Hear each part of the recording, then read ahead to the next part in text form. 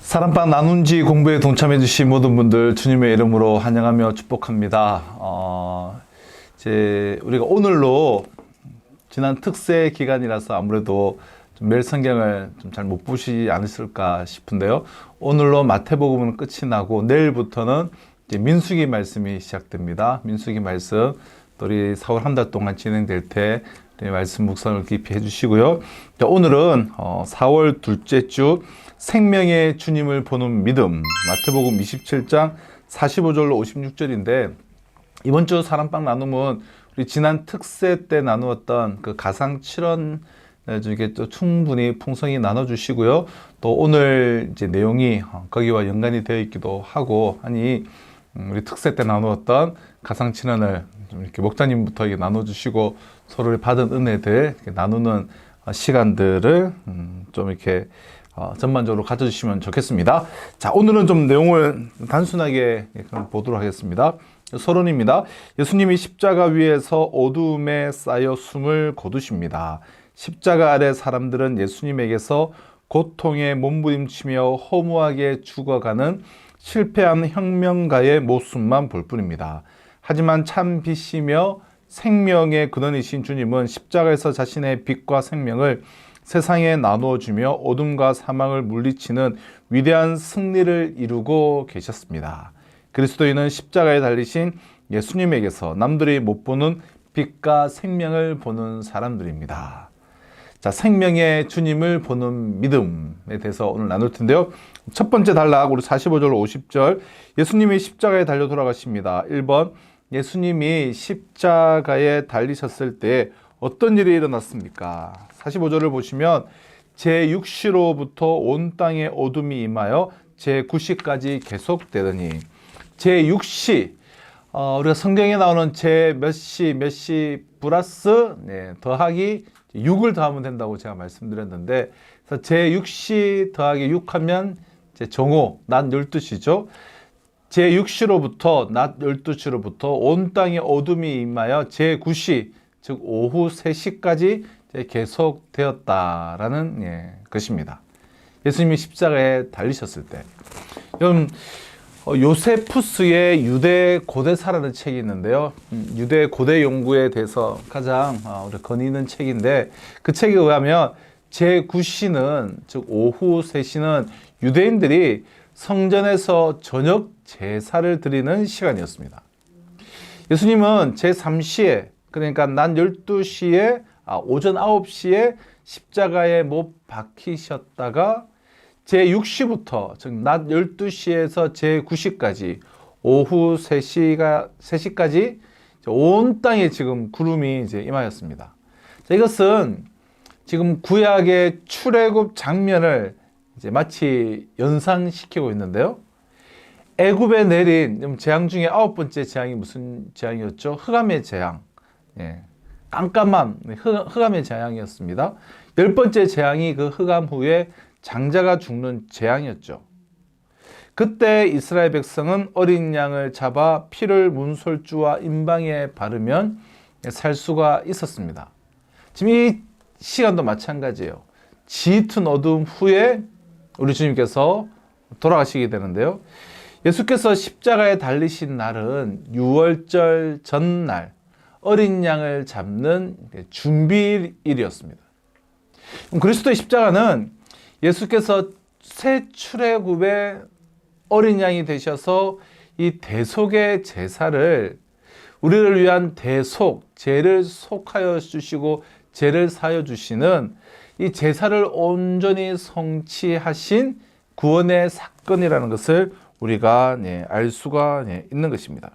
예수님이 십자가에 달리셨을 때 짙은 어둠, 흑암이 임하고 장자가 죽음으로 그 구원의 역사가, 출애굽의 역사가 완성되듯이, 제사가 완성되듯이 우리 주님께서는 새 출애굽의 새 어린 양이 되셔서 대속의 제사를 통해서 완전히 우리의 구원을 성취하셨다라는 것을 우리가 알 수 있는 것이죠.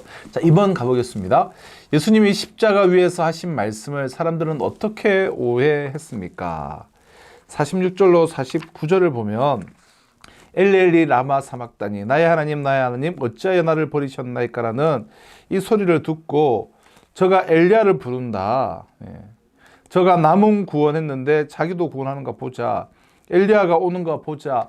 사람들은 예수님이 고통 때문에 엘리야를 부르며 지금 구원을 요청한다라고 그들은 생각을 했습니다.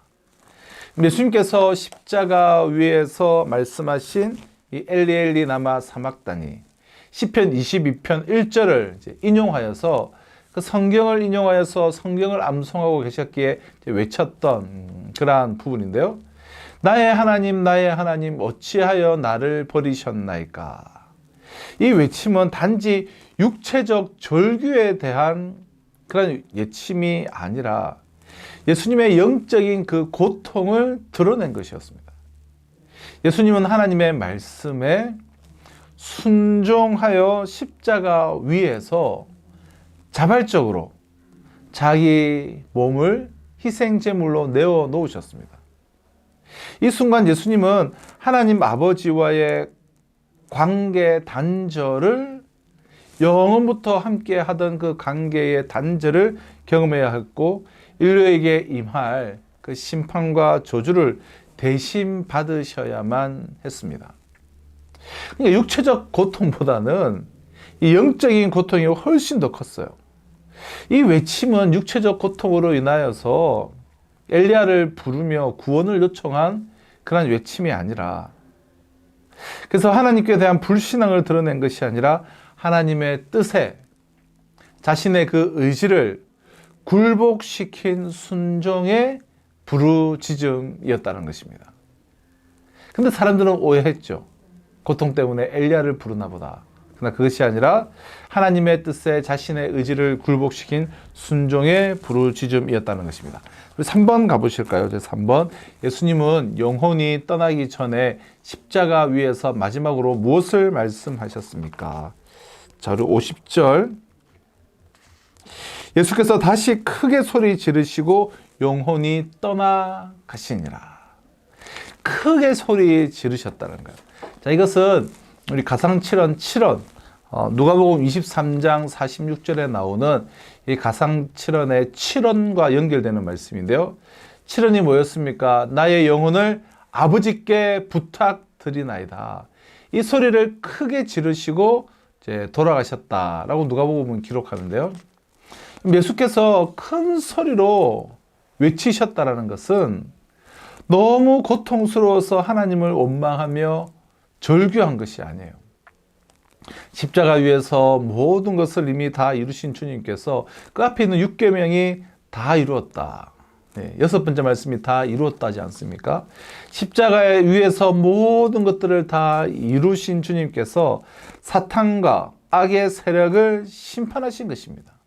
그러므로 50절에 영혼이 떠나가시느니라 라는 말씀은 예수께서 직접 자기 영을 내어놓으셨다라는 말씀이에요. 직접 자기의 영을 내려놓았다. 즉 예수님은 무력에 무릎 꿇은 것이 아니라 자발적인 선택으로 하나님의 뜻을 받아들인 것이에요. 그럼 예수님의 마지막 큰 소리는 다 이루었다라는 승리의 함성을 지금 내포하고 있습니다. 하나님은 하나님을 원망하는 절규가 아니라 죄와 사망의 권세를 가진 사탄에 대한 승리를 선언하신 것이다. 그래서 이 함성 이후에 성전 휘장이 찢어지고 무덤에서 잠자던 자들이 일어나게 된 것입니다. 그럼 우리가 이러한 내용을 통해서 나눔 1번입니다. 죄 때문에 사망과 흑암에 갇힌 세상을 구하기 위해 죄 없으신 예수님이 대신 하나님과 단절되는 고통을 겪으셨습니다. 예수님이 십자가에 달리셔야만 한 이유, 즉 하나님을 떠나 죄와 죽음 아래 있는 세상의 어둠과 참혹함은 무엇인지 이야기해 봅시다. 예수님이 십자가에 달리셔야 할 만큼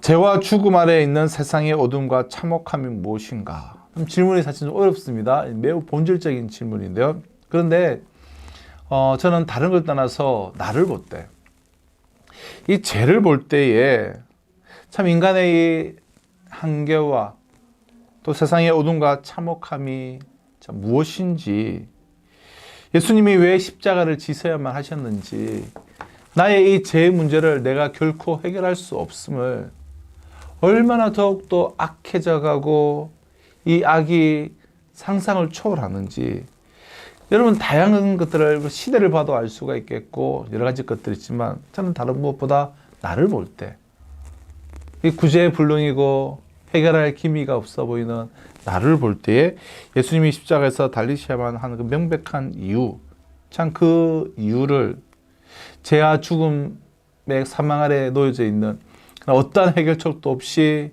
그렇게 행하고 있는 우리의 그러한 죄로 인해서 참 예수님이 꼭 십자가에 달리셔야 하는 대표적인 이유가 아닌가 저는 개인적으로 싶어요. 뭐 그 외에 우리가 좀 시대적인 상황과 예수님이 십자가에 못 박히셔야만 하는 이 세상의 참혹함에 대해서 좀 나누는 시간 되었으면 좋겠고요. 자, 나눔 2번입니다. 예수님을 그저 로마에 저항하다 고통 속에 죽어간 정치범으로 여긴 사람들처럼 오늘날 세상 사람들은 예수님을 어떤 분으로 오해하고 있습니까? 그런 오해가 생기는 원인은 무엇인지 서로 생각을 나눠 봅시다. 여러분, 사람들은 그저 예수님은 십자가에서 저항하다가 죽어간 정치범 정도로 여기는 것은, 그래서 예수님을 오해하는 그 이유는, 오해가 생기는 원인은 십자가의 능력을 우리가 보여주지 못해서 그래요. 부활의 능력을 우리가 세상에 보여주지 못하기 때문이 아닌가. 그러니 그저 예수는 유대인의 해방을 위해서 왔다가 가신 정치인과 다를 바가 없는 거예요. 우리 안에 예수 그리스도가 있다고 하는 우리가 정말 삶의 현장에서 십자가의 능력, 부활의 능력을 보여줄 때에 참 세상 사람들은 그분이 누구신가 참 바라보게 될 텐데, 그러니까 우리의 말을 우리가 증명하지 못하기 때문이에요. 우리가 말은 항상 앞섰으나 내 삶을 통해서 그 말을 증명을 하지 못했기에 십자가의 능력과 부활의 능력이 나타나지 않았기에 사람들은 예수님을 잘못 오해하고 참 우리의 그러한 모습으로 인하여서 그 오해들이 쌓이고 생기는 것이 아닌가 싶어요. 우리 큰 2번 가볼게요. 예수님은 죽음을 통해 자신이 생명의 주임을 입증하셨습니다. 예수님이 십자가에서 운명하실 때 어떤 일이 일어났습니까?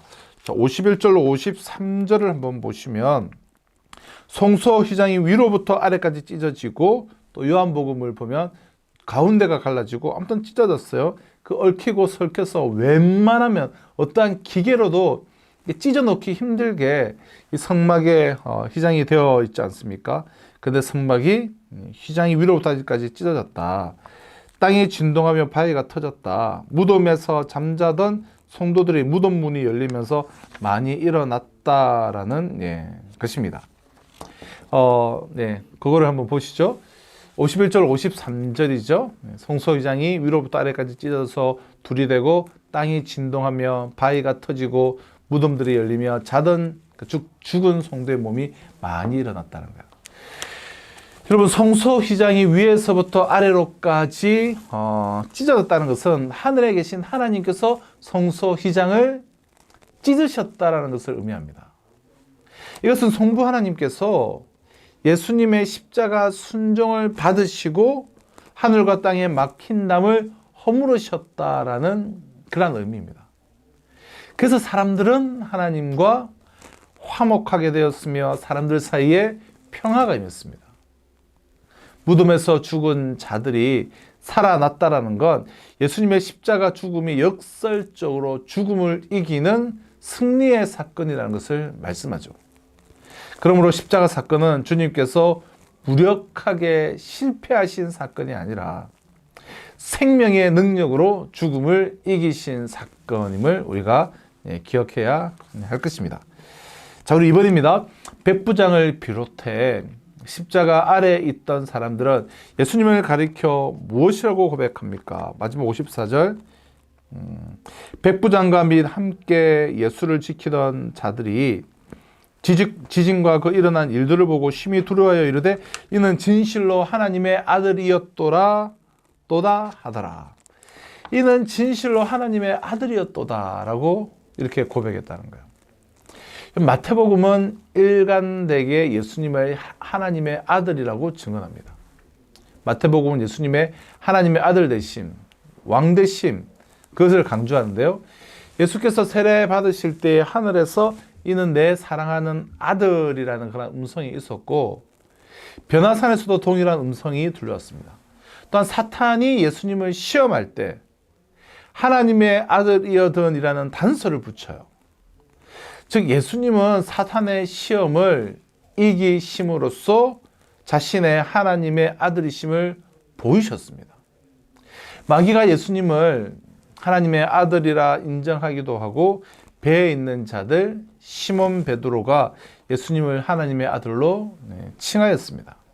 그러나 십자가에서 예수님이 희생당할 때 역설적으로 그 처형을 집행한 백부장이 예수님을 향하여서 하나님의 아들이라고 천명을 합니다. 마태복음은 예수께서 하나님의 아들로 오셔서 다시 아버지 하나님께로 돌아간다는 것을 보여주고 있는데요. 예수님의 하나님의 아들 되심, 이것이 너무나 중요하죠.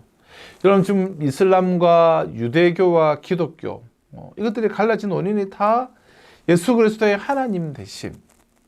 이슬람과 유대교는 인정하지 않아요. 오직 예수 그리스도의 하나님 되심, 이것이 진정한 기독교이고, 지금 이 질문은 예수 그리스도의 하나님의 아들 되심, 예수께서 하나님의 아들로 오셔서 다시 아버지 하나님께로 돌아간다는 것을 우리에게 보여주고 있습니다. 자, 우리 마지막 나눔 3번입니다. 하나님의 아들이 자기 몸을 찢으신 십자가는 하나님께 나아가는 길이 되었고, 그분의 죽음은 생명이 되어 많은 사람을 구원했습니다. 이것을 믿는 것이 신앙입니다. 십자가 사건의 참 의미를 아는 사람과 모르는 사람의 삶은 어떻게 다른지, 십자가의 은혜를 깨닫고 나서 내 삶이 어떻게 달라졌는지 이야기해 봅시다. 이거 풍성하게 나눌 내용들이 많죠. 그렇죠? 그분의 죽음은 생명이 되어 많은 사람을 구원했습니다. 믿는 것이 곧 신앙이에요. 예수 그리스도의 부활을 진짜 제대로 믿는 것이 바로 신앙입니다. 이 예수 그리스도의 부활의 능력, 십자가의 은혜를 진짜 믿고 깨닫고 붙잡을 때에 우리의 삶은 놀랍도록 이제 달라지겠죠.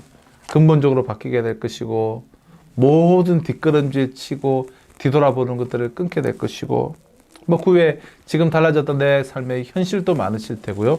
서로 나누어 보시기를 바랍니다. 제가 오늘 좀 새벽에 너무 일찍 일어났더니 지금 눈이 계속 감겨가지고 이제 제가 눈을 감고 찍었는지 떴고 찍은지 모르겠습니다. 화면에 어떻게 보이는지 걱정이 되지만 우리 두 형제가 알아서 좀 모자이크 처리를 해주든가 해주시고요. 오늘 부활에 우리 이 주일 저물어 갑니다. 이번 주도 우리 부활의 그 은혜의 요원을 가지고 사랑방으로 모여서 십자가의 복음의 능력과 부활의 기쁨을 서로 함께 나누며, 우리 주님께서 새로운 형제로 묶어주셨잖아요. 보라 내 형제라, 보라 내 자매라, 보라 너 아들이라, 내 어머니라. 새롭게 주 안에서 맺어진 우리 사랑방 형제 자매들과 함께 풍성한 은혜의 시간 되시기를 주님의 이름으로 축원합니다.